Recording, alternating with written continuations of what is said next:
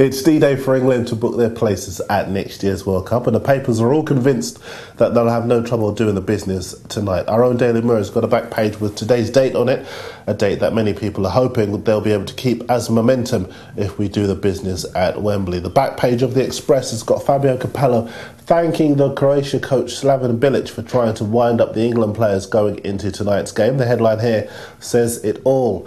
The Sun has the permutations for England's group tonight. It says here that if the Ukraine fail to beat Belarus in the earlier game, then a point will be enough for Capello's men to go to South Africa next summer. And just one more piece on England tonight. I like Oliver Holt in the Mirror naming the 23 players that he would take to the World Cup.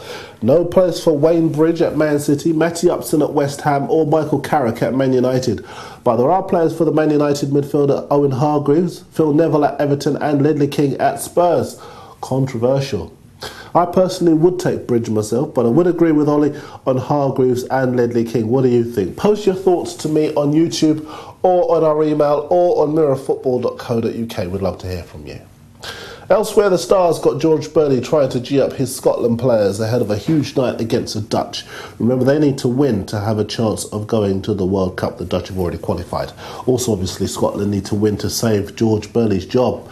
The Fulham defender Aaron Hughes is talking in the Times about Northern Ireland's big night against Group 3 leaders Slovakia at Windsor Park. Remember, Northern Ireland they've got 8 wins at Windsor Park as part of a 9-match unbeaten run in competitive matches over 3 years. So good luck to them.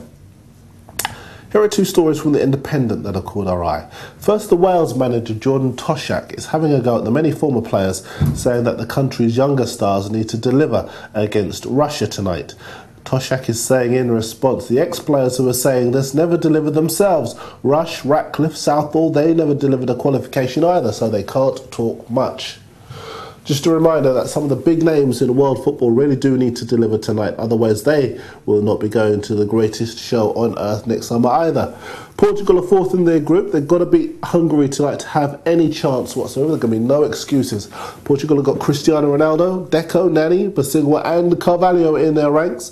Hungary's most famous player is Zoltan Gera. Then you've got a France team in Group 7 who will lose any hope of qualification if they are beaten by Serbia today. That could mean no Henry, no Benzema and no Frank Ribery. And across the Atlantic, Argentina have to win their first away game in 7 against Paraguay tonight. Otherwise, it could mean no Messi, no Tevez and no Aguero next year. There are other players in danger, such as Dimitar Berbatov, his Bulgaria side struggling, also Tuncay's Turkey and John Arne Riis's Norway. And talking of the Arne Riis's, John's brother Bjorn might have some talking to do when he goes back to Fulham this weekend. He's had a go at the standard of players at his new club after signing this summer. This is what he's had to say in a Norwegian paper.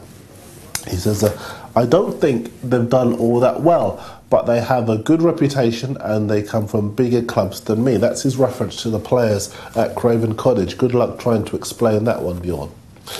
The Mail are reminding everyone that the free transfer window is now open for players who are released from their clubs during the summer window. So the likes of Lucas Neal, Mark Viduka, Bolo Zenden and Didi Hamann are among a whole host of names likely to generate interest from Premier League clubs. The Championship has a loan window which opens today and runs until November 26th. Clubs can sort out loan deals for any player which can be formalised as a permanent deal in January. And our final story is this one in The Sun. The Manchester United left-back Patrice Evra has revealed the job he wants to do when he retires from football. Babysitting. He says here, when I retire, I can babysit for all of the other players. Maybe he might actually be quite useful at Arsenal. MFTV's back tomorrow with Dan and Fancy Dave in You the Manager. I'm back on Friday with a Weekend Mania preview show. I'll see you then.